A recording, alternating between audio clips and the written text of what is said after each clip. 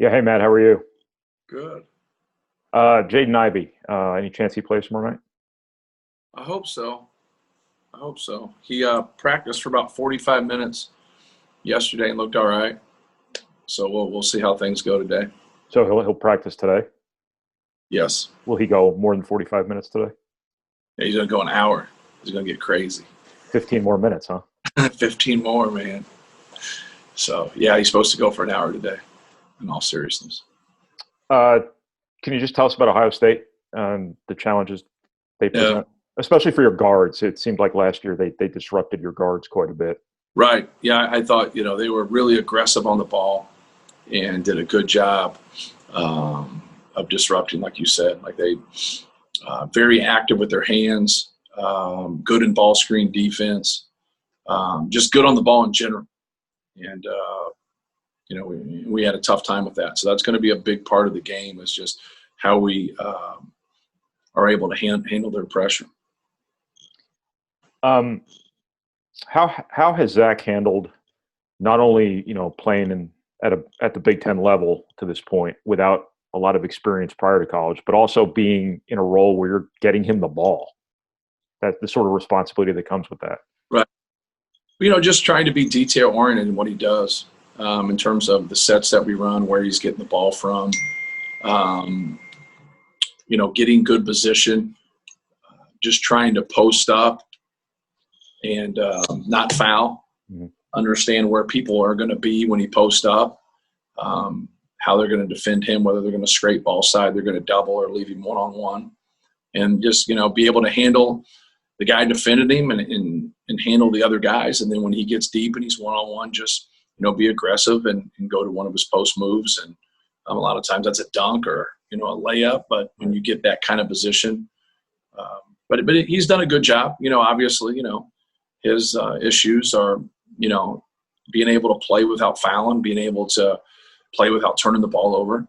I think once he can curtail that, he's going to be a big weapon in our league. But he's got to get to that point. We got to keep working with him and helping him. What does Ethan have to do to, I guess, cut back on the turnovers a little bit in the minutes he's getting? Right. Just, keep things simple. Very cerebral. Sometimes when you deal with people that have a high basketball IQ like that, the overthinking gets them in trouble as much as the thinking. And, he had a couple of plays there in our last game, and, you just asked him, like, well, what would you have done in high school? I just would have grabbed the ball and took it and been aggressive, went and scored. And they took that away. I passed it. That's, you sometimes it gets, nobody's out there, even though the competition's better, like nobody's running around out there with capes on. It's not Superman's not out there. It's not that big a deal. Just it's basketball, play basketball.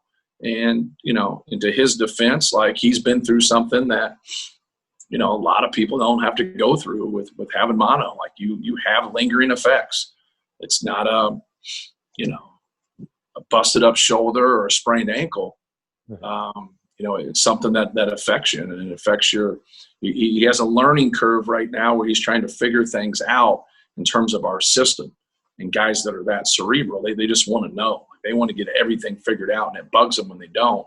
And then when it goes game speed, it's not as easy as watching film. Film can help you, but you can also push pause and back it up and watch it 3 or 4 times and go like, what was I thinking? Well, it's game speed. It's not the way the game's played. The game's played, without a remote. And, you have to be able to do things, during live action, both offensively and defensively. But I think for what he's been through, that messes with it. Right. The mono has messed with that, and it's been harder for him. And it's hard for a true freshman in general, for anybody playing for the first time, right. Without mono. So, so my advice is just relax and play, and just keep working at it. Whenever you walk in the office or whatever the next day, good or bad, he's always in there with his notebook and he's trying to get better. Those guys always end up being good players at Purdue. They probably end up being good players anywhere, to be frank with you. Not just him, but everybody with the turnover issue, the passing component to it. Is it a situation where they're telegraphing their passes? They're not using enough pass fakes. What's kind of the situation with the passing? Name it. It's everything. When you have 19, it's like a gauntlet of turnovers. Mm-hmm. It's not one thing.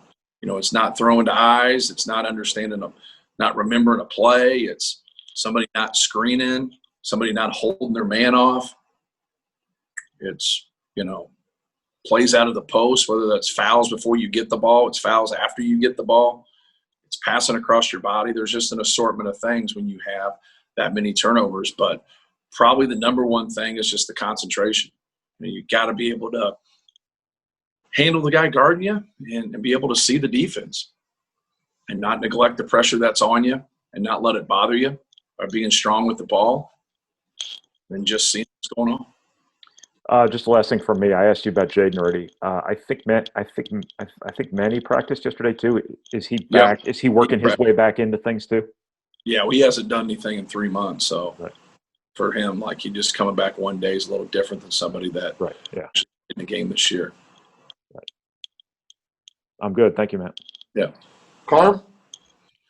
Yeah, segueing with the film study, just how much is that helping Zach in his development, just being able to see what he's doing on the court, as you say, kind of go back and look again several times to kind of let it soak in. How much is that playing a role in his development right now? Yeah. Well, obviously he didn't play as much in the last game, like, and in the game before that, like we really, he didn't play as much because he got 2 fouls and then Travion played so well.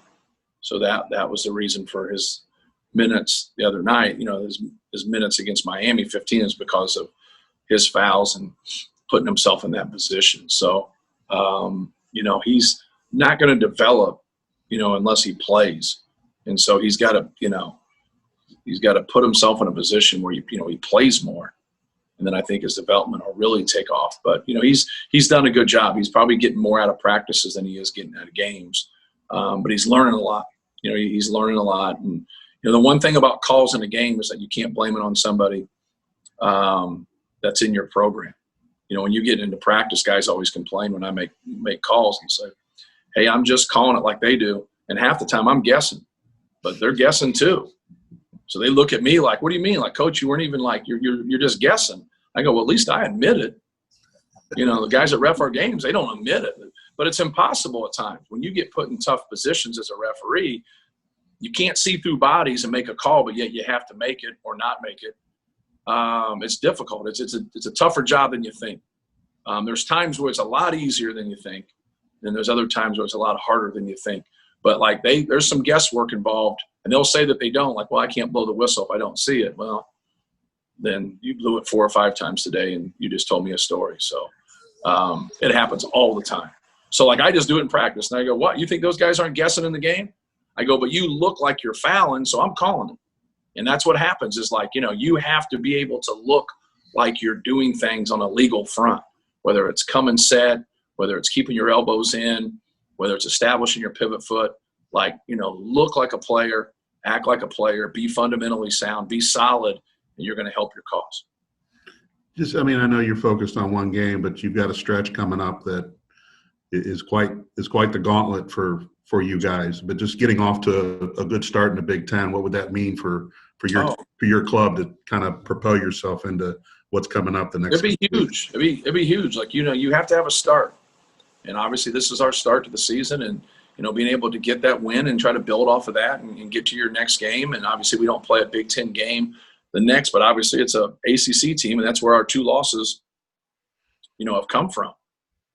So we know what's in front of us, but we also got to keep things in order and have a good practice today.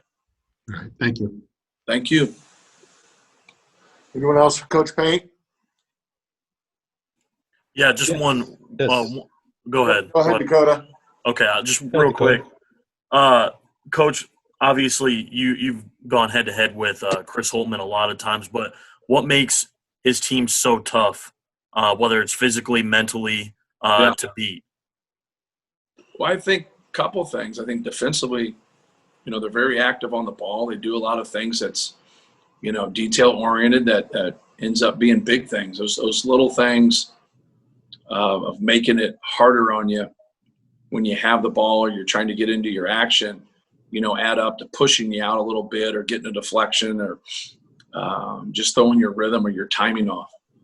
So they've always been, and he's always been in all three of his stops, a good defensive coach. And then offensively, I've always thought anytime you're that good on defense and you can set the pace of the game, I know they're pushing it a little bit more, with this group, but I also think in non-conference, we all push it a little bit more. But once it gets into conference play and you get into January and February and March, you got to be able to play a couple different ways. And I think that's something that, if you can push the ball and get some transition baskets, which they've shown they can do here early in the year, but also be known for your efficiency in the half court offensively, that's a good balance to have. Because when you get into the NCAA tournament, you have to be able to defend in the half court. You got to be able to play in the half court. But at some point when you play really good teams, you got to be able to steal points somewhere. And so that's a concern for us because we got to be able to keep them off the glass and keep them out of transition and force them to play in the half court as much as possible. Really, that's just kind of a recipe for what everybody tries to do when they face quality teams, because if you're just constantly facing off against somebody and you got to run half court offense and you can't steal any points, unless you're really good, it's pretty difficult to win. And then just one more real quick. Can you talk about the boost that Travion maybe got off the bench? Was it as simple as him maybe not starting a game, or can you just talk about the little boost and the change of the lineup there for him just in terms of scoring and rebounding? Yeah, I would say the boost is how he played. He played well. And so we can look into starting, not starting. And, you guys always ask me those questions, and it's really the questions for him, not me, because I don't know. I know what we were doing wasn't working, and then we started off the game the way we did. That didn't work either. So we did start off the second half a little bit better. But we've just been inconsistent there across the board. So when guys aren't as productive as they should be, maybe that helps. Maybe it didn't. Maybe if he would have started, he'd had the same numbers. I don't know. But he did play well, and it was great to see. I thought he kept things simple. He rebounded well and kept it simple in the post and was really aggressive. And, it was good to see. It's what you want. You want to see your players react to something and play well. Thanks, Coach. Thank you. Matt, does Zach have to adjust to the officials, or do the officials have to adjust to Zach? And how did you handle it with Isaac Haas when he was going through the same thing? Yeah, we got to clean up like what he's struggling with. Like he's got to fix his issues, and then they got to fix theirs. Like in the first 3 games, I thought they did a good job. It was all on him. In the last couple games, it hasn't been. Down at Miami, they missed some things, especially away from the basketball. But he also got away with a couple too. So that's the part that we got to watch film. We got to talk to him, but we just got to fundamentally drill into him what he can and can't do as he posts up. But when guys are taking dives and flopping and they're calling it, they got to go back and watch film and be able to see that too. So we cut film no matter, good, bad, or ugly.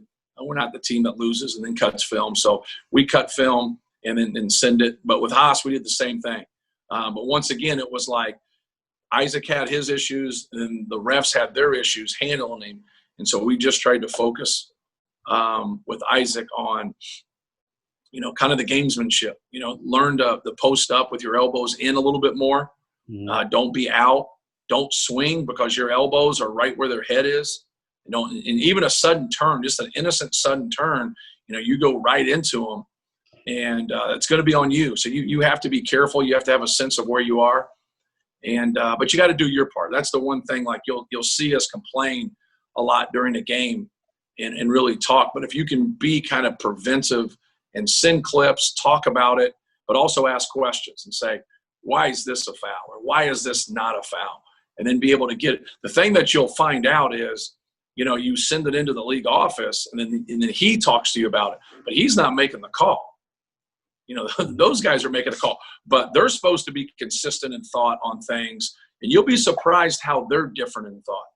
Each individual guy will look at things a little bit differently. And it's also kind of different from where they stand. Like they might pick up a play late instead of following the play the whole time. If you're the lead guy, you're the trail, and so It just depends on their angle. Like, the thing I don't like is when they pick up at the end of a play and they don't see it all. What officials will do is they can't call everything. So they will let something go, and they'll just think it's, it's not quite enough. Then all of a sudden somebody will come in that's not on top of the play, and we'll see it from another angle, and they'll come in and call something, but they don't understand that something really was a foul before that they passed on. Well, they're going to probably have to pass on the next one, and unless it's just, severe. And that's where you kind of get into some trouble there. And I like being able to watch at halftime and come back and be able to talk about it. And just, you got to be honest and just say, hey, like, I argued this, and I was full of it. I wasn't even close. Or I argued that and I was dead wrong. Or come back and just say, hey, man, I just think from where you were standing, there's no way you could have saw that play because you missed it. And then I think when you have a way about you just to kind of be straightforward about things, I think you can go somewhere, with those guys, and they understand that it's not personal. But like, no, with Zach, it's the same. It's same with Isaac. But Isaac had some habits there that was tough to curtail right away. Or, you can kind of like just talk Zach through it a little bit because he hasn't played as long. And but we'll see here. He's got to get in some games. I love to watch him play and play extended minutes because he doesn't have as much of a stamina issue early in his career like Isaac did. Thank you, Matt. All right, thanks. Thank you, guys.